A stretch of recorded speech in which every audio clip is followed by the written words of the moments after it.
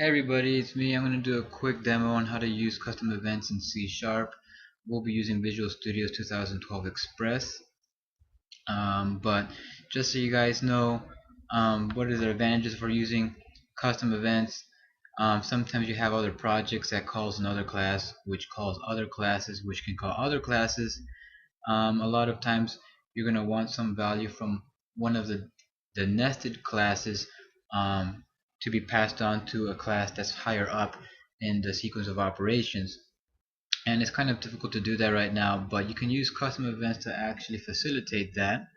And as you see here, you can see just the flow of events that actually happens when one domain calls the class 1, and it's very hard to actually send it at a specific point. You usually would have to wait for the end of class 2 to actually finish executing its lines of code before actually returning maybe a variable back. But maybe during the execution of class 2 you actually want to post an event back to actually pass back a value, or basically just to switch control back to class 1. And that's one of the reasons why you would want to use custom events. And there's a few things you would actually have to do to set it up. There's a few things that the class that's going to post the event back to class 1 has to do, and that's one of the things they have to do is actually create an event handler member variable that they can invoke. And the event handler variable, when it's actually called, invoked in the method, you would have to pass it two variables. One is an object and another one is an instance of Event Args. And it's actually optional to pass in and custom event args that you can actually fulfill it with data. But before we're going too much, let me go ahead and start kind of doing what I was mentioning there. So this is form 1. This is the one that gets executed from the main. So let me go to form 2. This is essentially class 2 that I was talking about in the PowerPoint slides. So what we're going to do over here is create a public event member variable,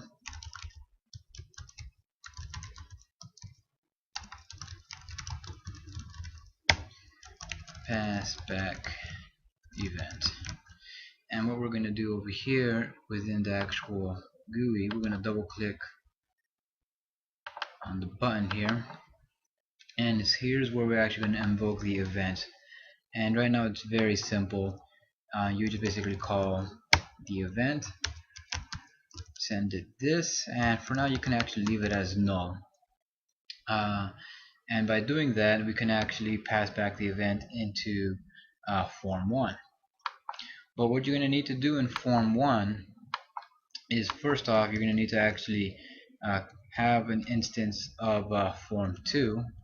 So what you're going to do here is just the following: form 2, form 2. We're going to create an extra method here that's going to initialize extra components.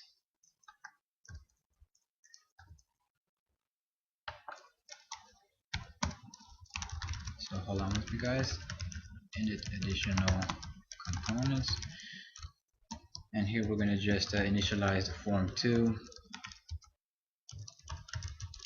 So there's nothing fancy about it. We're going to make it visible but not validate.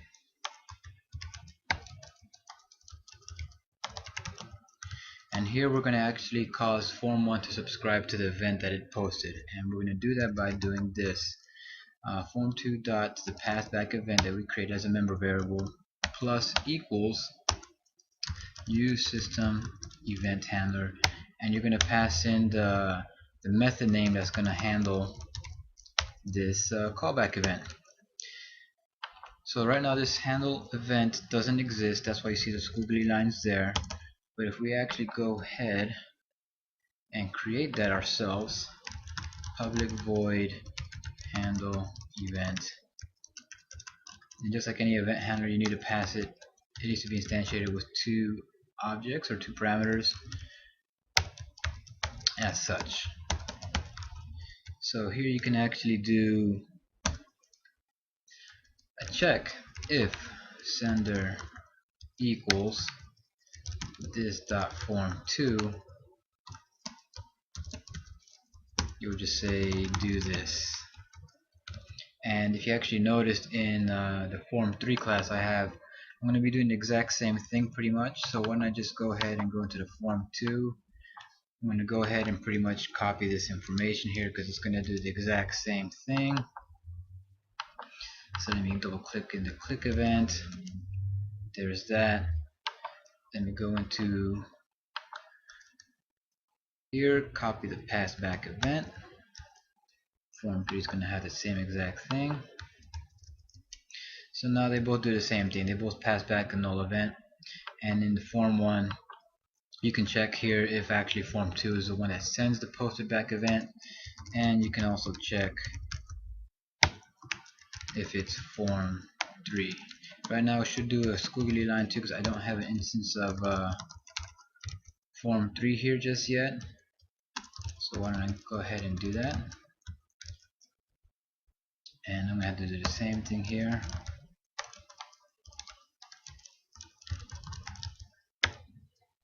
New form 3. Let's make it visible. And let's subscribe to the event that it actually passes back. And we're going to have it go into the same handle event that handled the form 2's pass back. So there you go. Why don't I do something real quick here. Let's see, what is this? Text box 1, text box 2. Let me just go ahead and do this. Text box 1 dot text equals form 2. I'm going to use the same text box here, just to say form 3. So when I click on either button, you'll be able to see who is responsible for sending the event back. Excuse me guys, I created the extra additional components method, but I forgot to put in a constructor. Now if I start it up again, you should be able to load up the other 2 forms.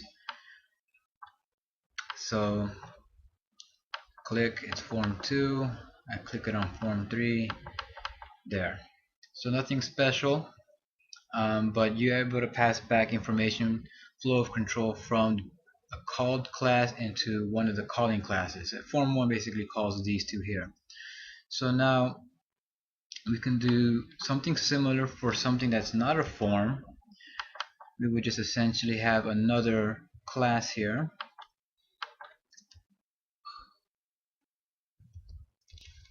Excuse me guys. Actually, before I even get there, let me do something a little bit more interesting. How about I actually pass back a variable from form 2 or form 3 back into form 1. So what we're going to do here is actually create another class that's going to be extend or inherit from Event Args. So how about I create a new class, custom Event Args. There we go. And within here, first things first, have it inherit from it. And what we're going to do here, we're going to do a few things. First, declare a member variable. This is the data that we're going to be updating and passing back. Shoot, don't want to do the namespace. We need a constructor of the class. And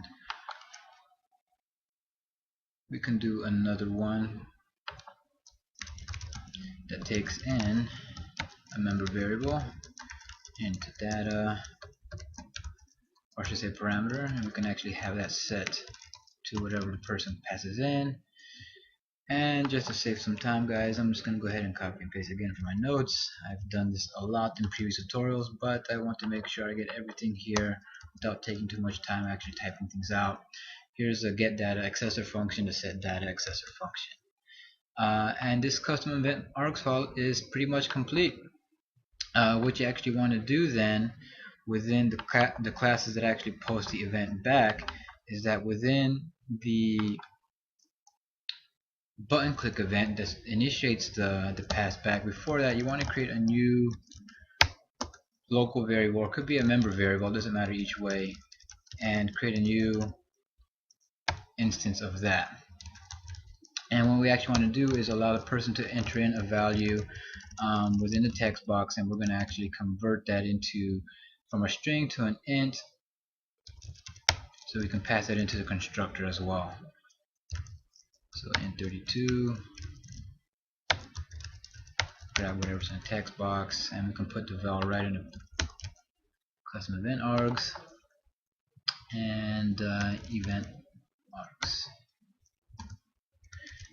I can do the same thing for form 3, so I'm going to go ahead and do that. Same exact thing we're doing. Instead of passing in a null, we're going to be passing that back an actual variable. And we're going to have to do something just a little bit extra in form 1 class, and in the handle event what we're going to do is just create a local variable. Again, it could be a member variable, and we're going to extract that data from the event args e, which is part of the parameter list for this handle event, and there is a get data.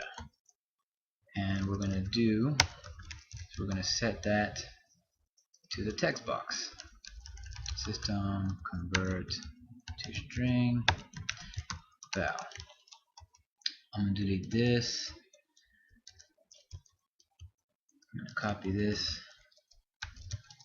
and I'm going to set this to text box 2, which correlates to form 3. So now if I compile and run, so let's see here, I'm going to put in 65, 65, I'm going to put 79, 79. They don't mess with each other because I have them in different if statements within the handle event. And you can see right there the data being passed back without an issue. So if we actually wanted to scroll through using breakpoints, what I'm going to do is just put a breakpoint here within the form 1 class, and I'm going to do the same thing at least with just the form 2. I'm not going to do the form 3, but we're going to start it off, and in class 2 we're going to just enter in anything here. As soon as I click on the click button, you'll see there that it's going to get the converted int of the actual text box input, and it's 64. And here we're going to be creating a new custom event args, passing in the value. So if we step into that, you see that it's setting the local variable of custom event args data to what was passed in, so now it's 64. So it comes through here, it's going to go to passback event, it's going to pass back the event args. So if I click on continue, it'll go into this handle event, at which point it'll say, is the sender form 2, which it is. It then goes ahead and extracts the casted event args, which we have the extended custom event args file. Does a simple accessor function, extracts 64, and sets it to the text box. So if I bring up the other forms again, you can see that that's how you do a simple custom event. So now let me just kind of do this again. So I just did it from form 3. Is the sender form 3? No, it goes to the next one. Is sender form 3? Yes, it is. It goes in, extracts the data, displays it accordingly to form 1 over here. So that's it, guys. Hopefully it was educational. I forgot to go through the rest of these slides, but what you kind of want to do as a little recap, in class 1, I didn't go over this slide, you would have an instance of that class that posts the event. You would actually have a handle event, and you would also subscribe to the class 2's public member variable, event, system handler, event names.